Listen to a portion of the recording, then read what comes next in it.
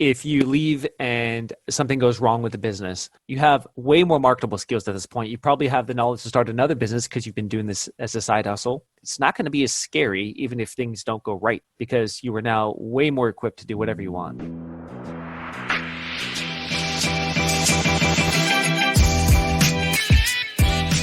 Hey ladies, welcome back to another episode of B3 Boss Babies and Thoughts. While I talk about all things motherhood, entrepreneurial, and how to have fun with everything in between.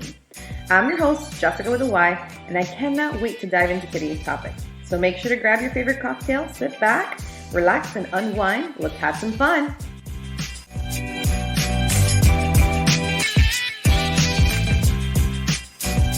Hey ladies, Jess here with another episode of Boss Babies and Bottles, better known as B3.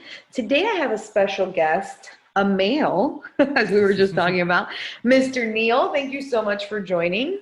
Thanks for having me, Jessyca. Excited to be here. And I think maybe your first male guest? No, not my first, but definitely most of our guests are female. But I am excited to have you here today, and I'm so excited you reached out. It just happens to be that Neel and his friend were listening to some episodes. You guys are from California, and they were listening to some episodes, and he reached out to me, and he is just amazing, guys. Neel is the CEO of MaidThis Franchise, and maid as in like literally cleaning maid. So the first ever franchise that specializes in just Airbnb cleanings in residential homes. So Neel originally made this as a side hustle and worked on it part-time for 2 years before quitting his corporate job and going full-time in 2015, which I think for a lot of people, that's the scary jump. How do I go from working full-time to making, or how do I go from working full-time and having a side hustle to making my side hustle my full-time, So we're going to talk about that today. And he has since been living, the nomad life and has made this while traveling to 30 plus countries, guys, and managing everything fully remote. So Neel, thank you so much for joining us. Thanks, Jessyca. Excited to be here, and thanks for the intro. Yeah, of course. Any day. So let's dive right in. Tell us more about you. Sure. So I think you already did a pretty awesome job with the intro, but I made this amongst a bunch of other things I was trying when I was first at my corporate job. And for me, I wanted to start a side business for a couple of reasons. One, I wanted to quit and travel for a while. That was a big goal, and also provide for my parents and family financially. My mother at the time was looking for something to do as well, so I wanted to be able to provide something for my mother at the same time.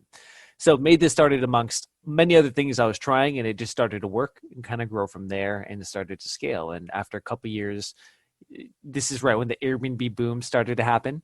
And that's when we started to really dive into that niche and then make a service specialized around that. And yeah, like you mentioned, 2015, I booked a one-way flight to Colombia, and our whole team is completely remote. So I think we're across 7 different countries. Of course, the cleaners are local. And now we are franchising this model. So working with select individuals who want to also have kind of a work from anywhere business model, pretty much follow the blueprint I already put together. And so now we're going to hunt for a few select entrepreneurs across the U.S. for that. That's great. So before we dive into MaidThis, moving to Colombia, my husband's Colombian. So oh, really? Hey. A beautiful and yet crazy country to live in. Still my favorite country, I think. It just has a dear place. Yeah. Yeah. I've been to a lot of different places with and without my husband before we met and then now. So give us just your just because I love traveling and everything to do with travel, give me your top 5. Oof, quickly. So hard. Yeah, well, we got to go through it. It's the fun topic. So I would say Colombia is still on there. Really? I loved South Africa. We actually, some of our team members in South Africa, so I went to go visit them. The south part of South America, Patagonia, I'm not even a big fan of hiking, but I was just hiking for days there. It was just incredible with the nature down there. And I'm going to throw in Spain and Thailand under there. Those would be the 5. Yeah. Nice. And how about yourself? You see, none of those are on my list, and I think it tells you, right, how cool, and it always depends on what experiences you encounter in the different places. So depends on the people. It's very subjective. Depends on the people too. I would say I got to start off with Iceland. I'm not a major hiker either, but we did backpacks throughout Iceland. Went all the way around the island there, so that was gorgeous. We did New Zealand. That was absolutely beautiful as well.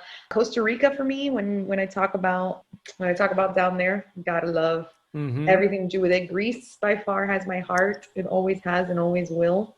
Let me think. Oh, Budapest. Really love Very nice. Mm-hmm. You know, it's funny. I've been to a lot of places, but those first 4 places I have not been to. Yeah. It's a That tells completely you. opposite. Yeah. It's funny, but I love everything to do with travel. So, I had to start Cool. off with that, even though it had nothing to do with this, but love me some good travel convo. All right, so let's dive in. Let's do it. So tell me about the Made This franchise. Why did you start it? Sure. So, like I mentioned, traveling, and I think a big part was just to support my parents and family financially. So, my parents had video rental stores growing up. Jessyca, do you remember like the Blockbusters? Of You go course. on Friday night, you get video rentals and DVDs and Who everything. didn't love Blockbuster? I was a Oh, kid to be. yeah, exactly. So theirs was, similar to Blockbuster, and they still had them through 2010. So after a while, obviously, was not doing well financially. I needed something to help support them as well. So that was one of the biggest Have whys you of why I seen that started. meme? And I'm sorry to interrupt you. The one that Sure. says was like something that said like young kids were playing a game, and it said like old people's Netflix, and the answer was Blockbuster. And I was like, Yeah. hey, we're not old. Yeah. Like, Oh, these youngins, don't they'll, call they'll me never old. know. Yeah, like old people's block. Well, Yeah. Netflix, get out of here. Okay, so that is awesome, and you were telling me a little bit about it, and I definitely want to dive into this because you, in the Made This franchise, you have a lot of women that are actually reaching out to you because now they're Mhm. working from home and they have a little bit more flexibility, and this kind of gives them a side hustle, right? Yeah, exactly. And I think the way we're coming at it a little bit, someone once called us the franchise for millennials in some way, which is and that's because a lot of the old cleaning franchises, they're very old school, built in the 1970s, 80s, 90s. And based off of that, they want you to get an office space. They want you to have a ton of overhead. And the reality is with the way technology has moved, you don't need that. You don't, a website's a storefront now. You don't need an actual storefront anymore. And so we've been work from home, work from anywhere, work remote from day one, just out of my necessity to want to travel and out of my necessity to make sure my mother could work as well. Of course. Based off of that, all the systems are built where you could work from home and do it from home. So we're getting a lot of interest from people who are saying, hey, look, I have a family, I have kids, I want to take care of them, but I also want flexibility. I don't have to physically drive and commute 30 minutes a day. What opportunity is there where I could be my own boss and I could work from home? And I think that's going to be the trend going forward, especially with COVID. It's just Mhm. exacerbated everything and sped everything up a lot more. And Yeah. people realizing, hey, it just doesn't make sense to go into an office. I could do this from home. So we're getting Mhm. lots of interest from people who want to follow a blueprint, want to be their own boss, and want to do it from home. Yeah, I do agree with that. I think COVID has turned all of our lives over, some for the better, and some just getting more creative with what we can Mm-hmm. and can't do, I know for me and my husband, COVID brought just a lot of different things. We did have a family member pass, and that in itself is very scary. We also had our children. We're able to spend more time with our children, which we wouldn't have been able to do. And it also allowed us to get very creative with our businesses. Both of us being in the hospitality industry, both of our businesses got hit pretty hard. Mm-hmm. And so understanding our businesses and seeing that we're, not that we didn't know we were both in the same industry, but not realizing that something like this could hit our industry so hard and the both of us to be hit so hard, that Mm-hmm. it really caused us to get more creative on how we're going to move forward in case something does happen, and other ways that we can make money from home, because this is where we want to be, because this is where our kids are currently because they're so little. Mm-hmm. So Absolutely. I do agree with you there. And I think everyone really needs to be thinking like that, because there's always a quote that me and my husband say to each other. And I think it's awesome is, if you only have one main source of income, then you're basically broke. Yeah, absolutely. That's what a job is. A Mhm. job is one single source of income. That's the same as us having one client. Yep. You can't have a business with one client. You can't run a life with just one client. If you have a job, that's just one client. So diversifying your income sources is huge. Exactly. Yeah, absolutely. 100% would agree with that. So, our biggest topic of today and our biggest discussion is how do we turn a side hustle into a main business? And I wanted to go through this because I think a lot of my listeners either have a side business or have thought about starting a side hustle. Mm-hmm. And the whole objective of it is to make it your main source of income. So, how do we do this? What are your tips? What do we got? Yeah, so at least with the side hustle, the goal is to eventually turn it into your business. And you don't want to be doing a side hustle for like 5 to 10 years, right? Most of the time, you want to eventually go full time, meaning you need to time collapse. So oftentimes, you can try to reinvent the wheel and do something brand new, but many times people have already done what you're doing. Either you could join a mastermind, hire a coach, in our sense, follow a franchise system where the path is kind of laid in front of you. What that does is allows you to accelerate that timeline and you have a plan to follow. The problem, the hard part with the side hustle is you still have a full-time obligation, whether it's your job, whether it's your kids, there's something there. So whatever you can do to make it as easy as possible for you, join a community, do whatever you can do to actually make sure you're following the plan. I think that's huge in terms of speeding things up. Yeah. But honestly, the first part is just getting started. Helps a lot with that. And I'm sorry to interrupt, Neil. Social helps a lot with that because you can join groups that of people that are doing the exact same thing that you are. Like you can find these communities very easily, like very easily. Yeah, exactly. Like I said, it's huge in order to speed up that transition from side hustle to full time. Because look, even if you think about it from pure numbers, if you sped up your timeline by 1 year, that's entire years of income that you could have had if you just joined a group, joined a franchise, have a coach. How much money is that worth? How much is your freedom worth at that point when you sped up the transition from side hustle to full time? So in my opinion, I think having a good system around is huge. It's hugely valuable to side hustle, keeping you accountable, making sure you're doing what you should be doing, following a plan, reverse engineering the plan, saying, hey, how much money do I really need to support my lifestyle? When can I quit? Then figuring out how much revenue you need to generate to have that sort of income.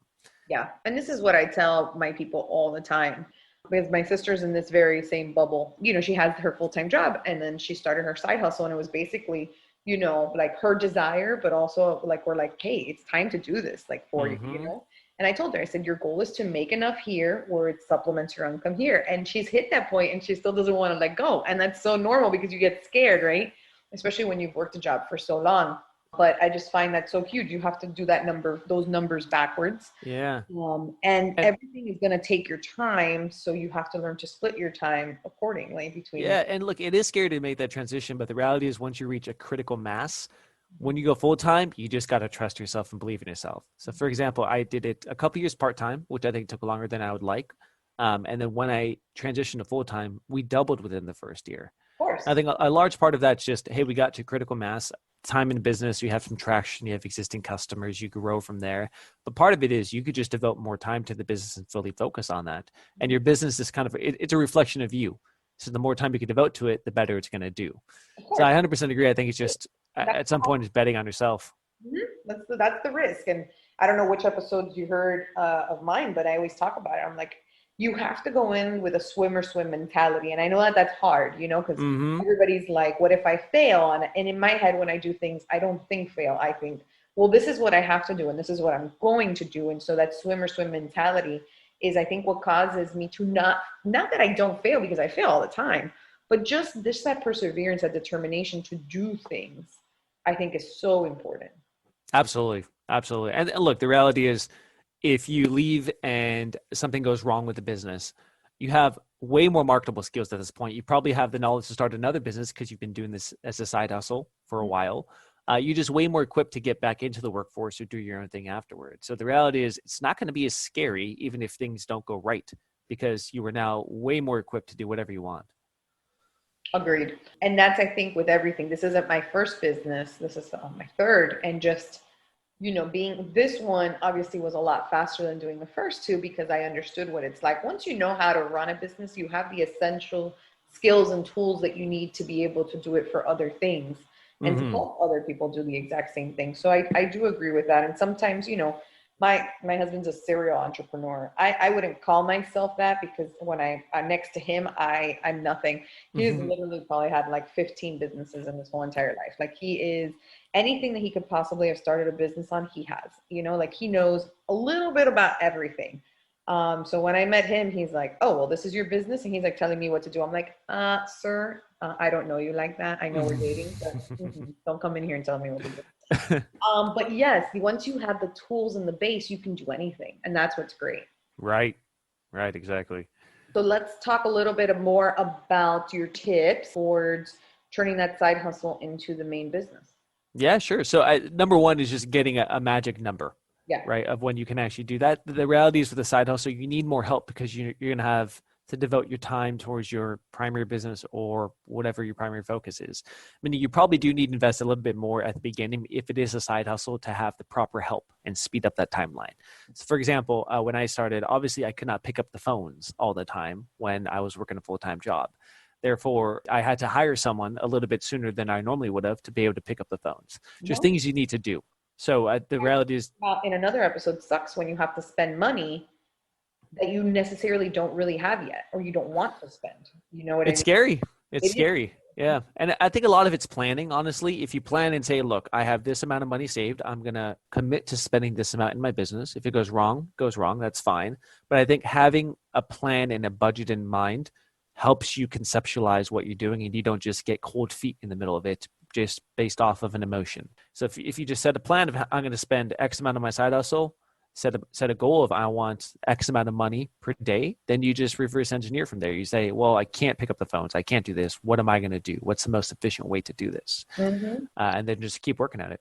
Exactly. Yeah. And it is scary to spend that money, but sometimes it's the only thing you can do to grow and to get to that next level. Exactly. Yeah. And look, the return on investment from betting on yourself with that extra cash you have for a side hustle is huge. It outsizes any other return you'd get from spending that money. So it makes sense to just devote a budget and say, I'm going to bet on myself with this money. If it goes wrong, that's okay. You just learned some more things. But if it goes right, the upside is huge. Yep. The upside is huge. And just the flexibility you get at doing your own thing, you know? I've barely been an employee. I had a job back when I was in high school, and that was basically about it.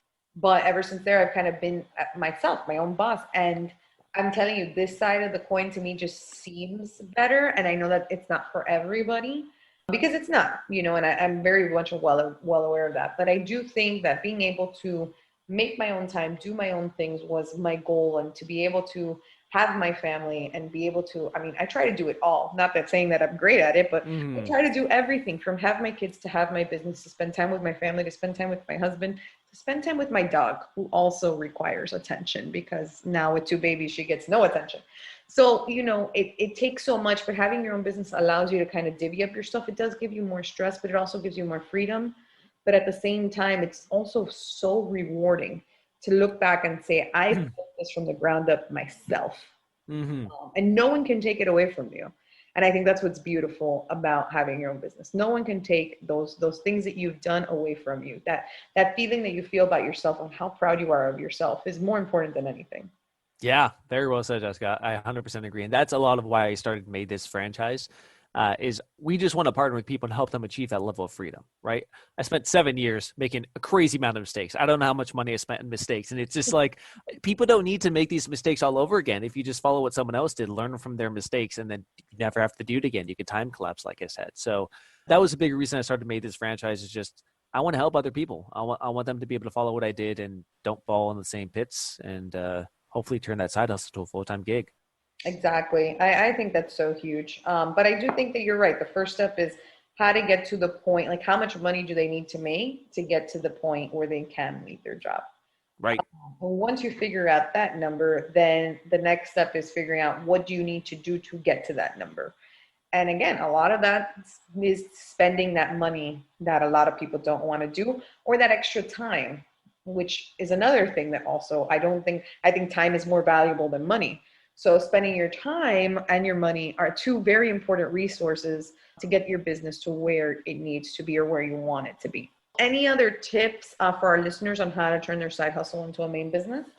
I guess one thing I would caution for everyone would be don't fall into what I call analysis paralysis. That is when you are analyzing so many business opportunities because you want that perfect side hustle that you just don't take action on any of them. And sometimes it feels very nice and very productive to read a lot about stuff and get ready. But the reality is, unless you take action, you haven't done anything. So I would say taking imperfect action is much better than trying to get ready constantly. And look, that's a trap I fell into, right? You spent a lot of time trying to figure out what would the perfect side business be? What would the perfect business to start be? The reality is, who cares? Once you're going to get into something, that's when you actually understand how it works and what the opportunities are. But if you're looking at it from the outside, it's not as much you can do. Yeah. So that would be the one tip, is just be aware, be self-aware, be self-reflective if that's what's happening to you, and just take imperfect action, and it's going to be okay. I love that word, imperfect action. I was just talking about this on another podcast, and it's true. Sometimes you just have to go for it, and it's so hard because you want to do everything, and you're like, but I need this, but I need that, but I need that, I need that before I start. And it's like, well, what do you really need before you start? You know, in most cases, you really only need like 2 or 3 things, and then to actually start. And you can figure out other things as you go through. And so it's just important to start, you know, and I feel like I talk about this a lot on the podcast, but it's so crazy to me that when I talk to some of my listeners, I hear them and they're just like, they're thinking about what they can do and they know mentally what they can do, but they just don't do it. And I'm like, well, what has stopped you from taking action? And it's that paralysis or that fear or the thought that they're going to fail. I mean, there's just so much psychology that goes into the whole thing versus if you were to just do it, and then if you failed, well, then you handle it. But if you didn't, then great, you know? That's huge. I love that. Imperfect action, is that what you call it? Yeah. Yeah, take imperfect action. You can't steer a parked car is another phrase I like to use. Parked car. Yeah. No, yeah. I've tried before. You can't do it.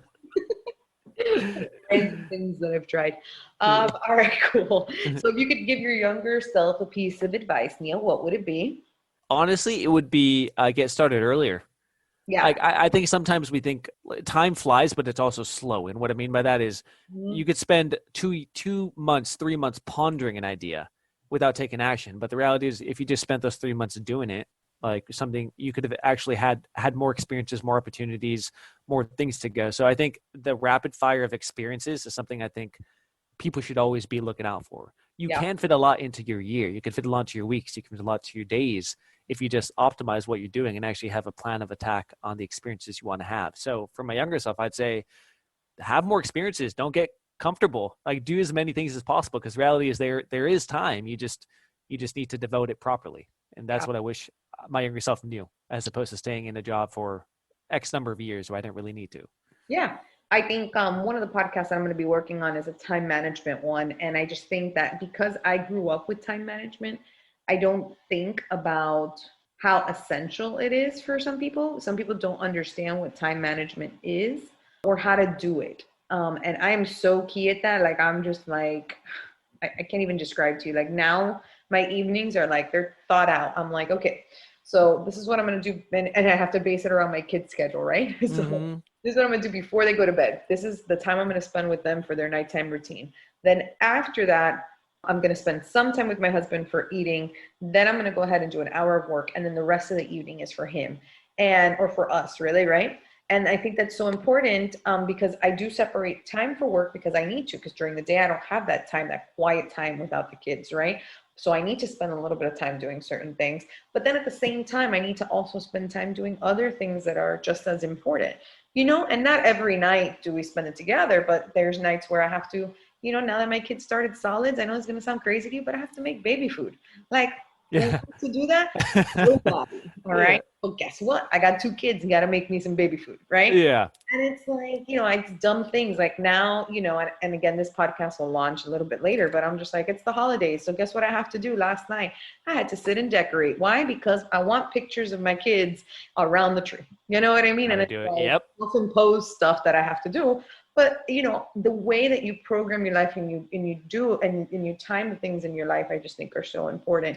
Yes, take action, but separate the time to do things. Like I've said, you know, the 2 most important resources in life are time and money. That's it. Yeah. And you need time to make money. Absolutely. So there we go. That's where the planning is key. We all have the same amount of time in the day. So time to make some money.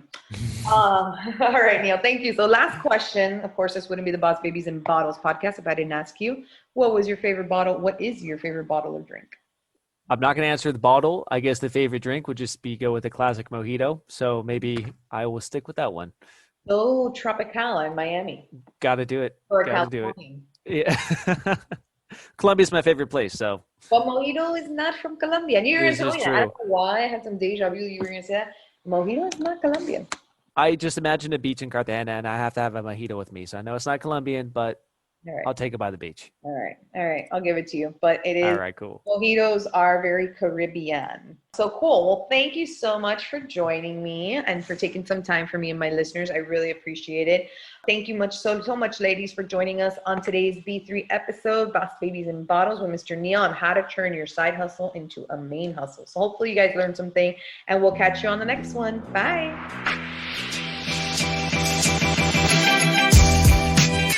Thank you guys so much for tuning in. I cannot wait to chat with you guys soon. So make sure if you haven't already, subscribe to our next episode and follow my craziness on Instagram at EBJ Events and at canal.twins. I promise you, something's always happening.